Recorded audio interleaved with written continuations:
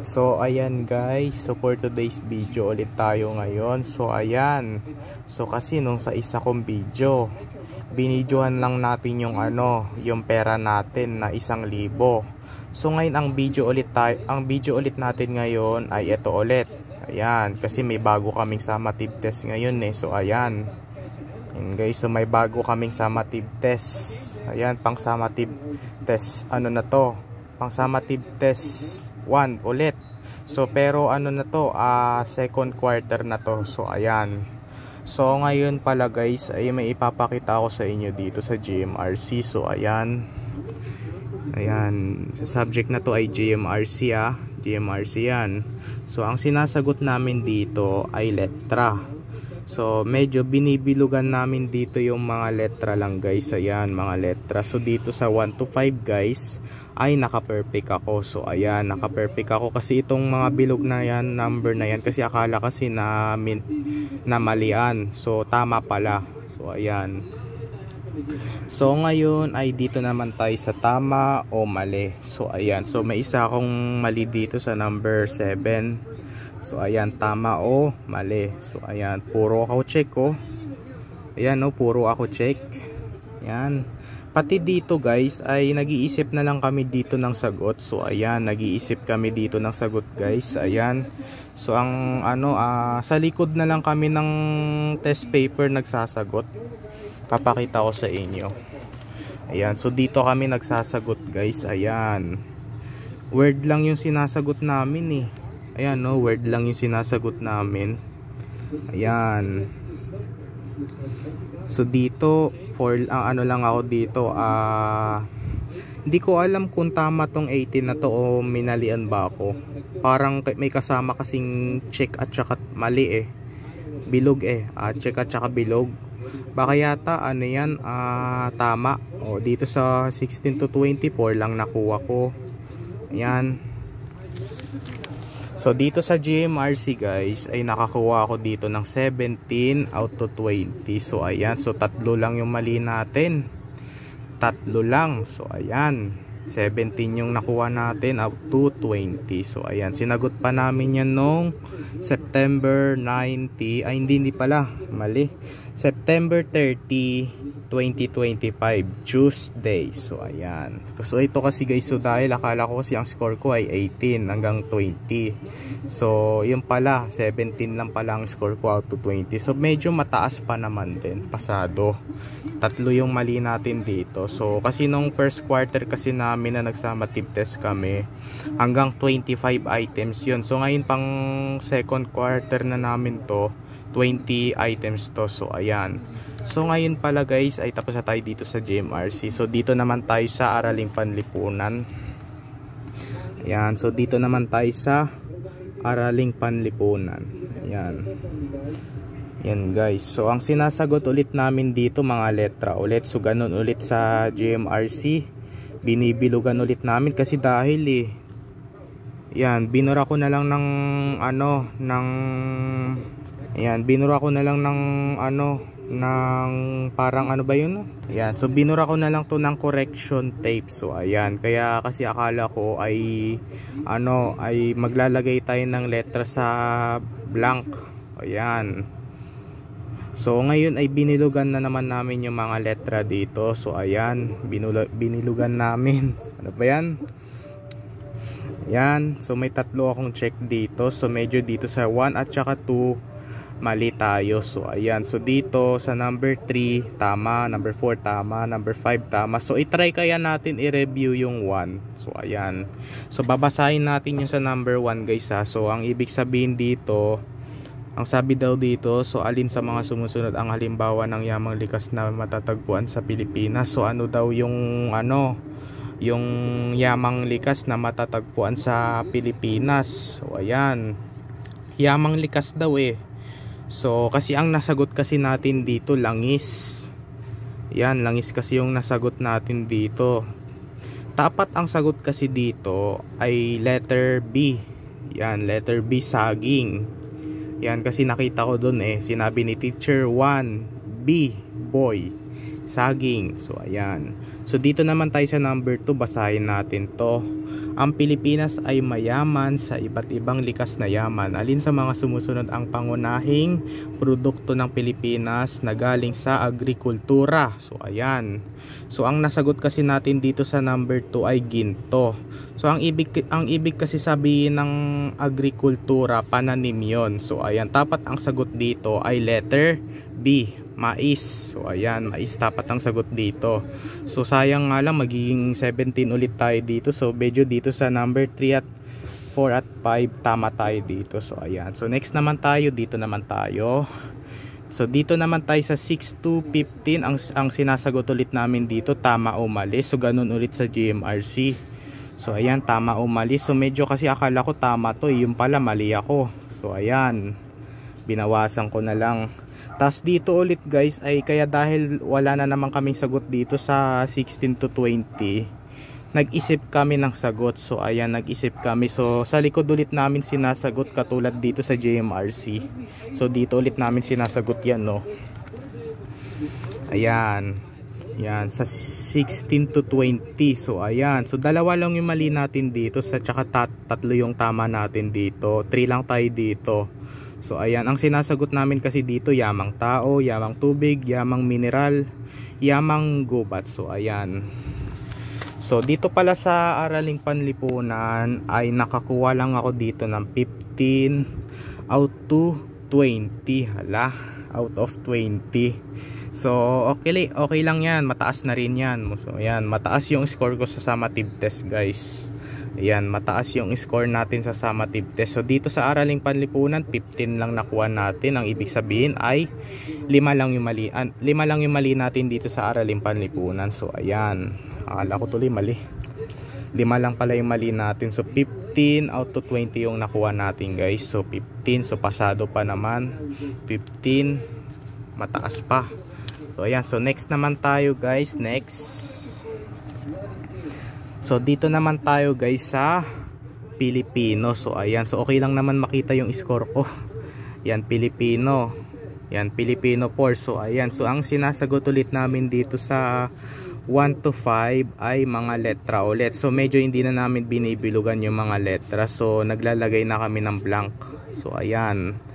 So medyo dito sa 1 2, sa may 1 at saka 2 tama tayo. So at saka sa number 3, tatlo yung mali natin. 3, 4, 5, ala, tatlo yung mali natin. 2 lang tayo dito sa 1 to 5 guys. O try ulit natin reviewin yung 3 to 5. So babasahin ulit natin sa number 3. Ang sabi daw dito sa number 3, ito re-reviewin natin tong mali ko kasi nung sinend ko to sa Facebook, yung na-review ko yung mga mali ko sa sa JMRC, yung sa periodic test namin. O ayun, yung sa 1 to 40, yan, yung naka 31 score ako doon.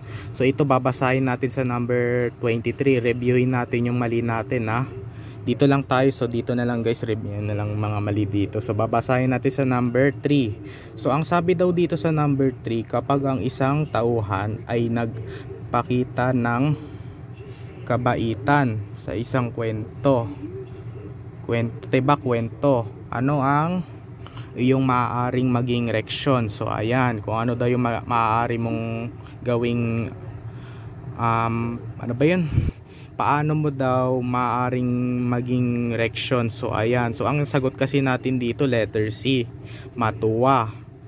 Ayan, dapat ang sagot dito ay humanga. So ayan, letter B dapat ang sagot dito, humanga. So ayan. Yan, so number 4 naman tayo. Ang sabi ulit dito, anong uri ng tayutay ang madalas nagpaggamit ng parehong tunog? So ayan, ng patinig sa magkakasunod na salita. So ayan, so ang nasagot kasi natin dito letter C, simile. Ayan, tapat ang sagot dito ay letter B. So tapat. Sonansya. Sonansya tapat ang sagot dito. Sonansya pala, ano ba? Bububulol tayo sa binabasa natin. So number 5 tayo guys. Sa pagbasa ng tala-arawan ng isang bata, ano ang mahalagang tukuyin upang malaman ang pangunahing ideya. So ayan, ang nasagot kasi natin dito ay pangunahing tauhan ni. Tapat ang sagot dito, letter B. Mahahalagang impormasyon, tapat ang sagot dito sa number 5. So ayan, na-review natin yung 3, 4 at saka 5. So tama ba tayo? So i-comment mo nga dyan. So ayan, so dito naman tayo sa 6 to 15. So 6 to 15 guys. So ang sinasagot ulit namin dito ay tama o mali ulit. So ayan, panatlo na. So ayan, tatlo. So sa ano, GMRC at saka Araling Panlipunan. So tama o mali ulit. So ayan, isa lang ulit yung ano natin dito, mali. So ayan, isa lang. Yan, pati dito ulit guys, nag-iisip ulit kami ng sagot dito guys ah.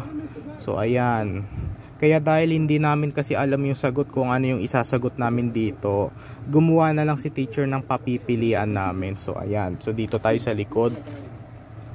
Yan, so ayan ulit. So ang sinasagot ulit namin sa likod, ayan, ang sabi daw dito, kasukdulan, asonansya, banghay, tubigrapin, talaarawan.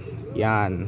So dito sa 16 to 23 lang ang nakuha natin. So may mali tayo dito sa 17 at saka 19. So ayan. So dito pala sa Pilipino ay nakakuha lang ako dito ng 14, diba? So medyo nakita mo na yung score ko kaganina eh. 14 lang yung nakuha natin out to 20. So ayan. So mataas na rin naman ulit. So 6 lang yung mali natin. 14 out to 20. So ayan.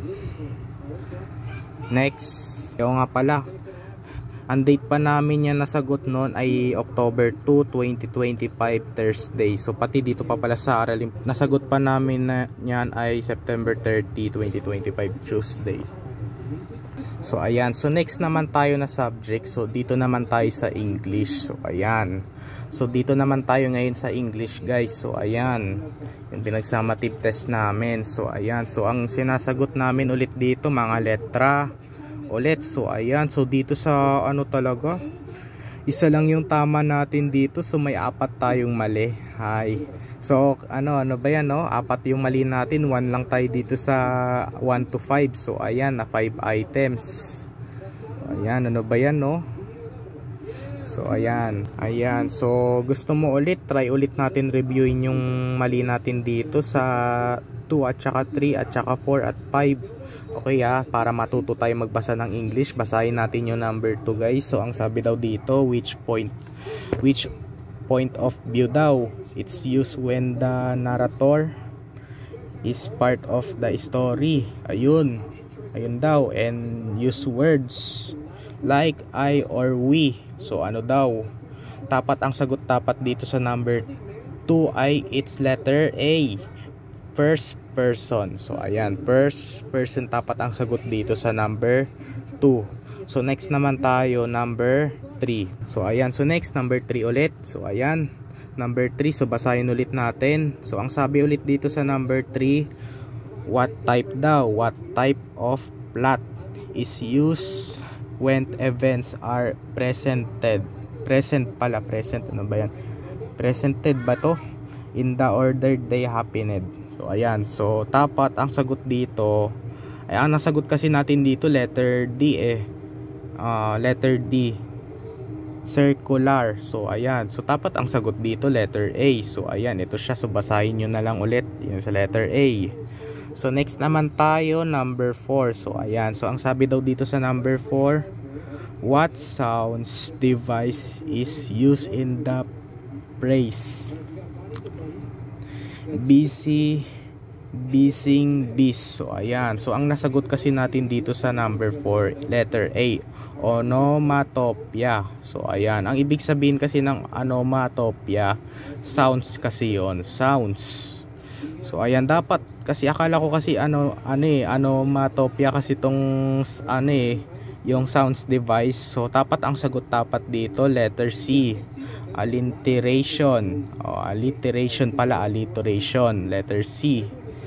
Ayan, so next naman tayo, number 5. What is the purpose daw of a text that explains how to cook adobo. So ayan, ang nasagot kasi natin dito letter A eh. So to entertain, tapat ang sagot dito letter B, to inform. So ayan, to inform. So ayan, so next naman tayo, dito naman tayo sa 6 to 15. So ang sinasagot namin dito true at saka false. So ayan, ang sinasagot namin dito ay true at saka false. So ayan, so dito guys ay may ano tayo dito, may tatlo tayong mali. So so ito yung mga tama natin. Ayan, true at saka false. Kung ano daw yung yung tamang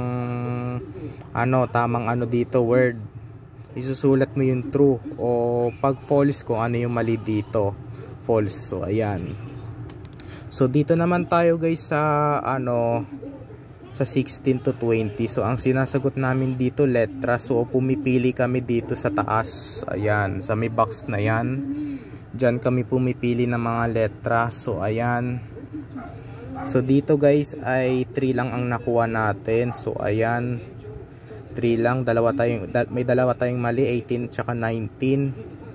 Yan, so dito pala sa English guys ay nakakuha lang ako dito ng 11 out of 20. Hala, so siyam lang yung mali natin dito, 11 lang yung nakuha natin out of 20. So okay na rin yan, mapasado pa naman din eh. So ayan, 11 lang nakuha natin out of 20. Nasagot pa namin yan nung September 29, 2025, Monday. So ayan. Yan, so bye. Yun lang.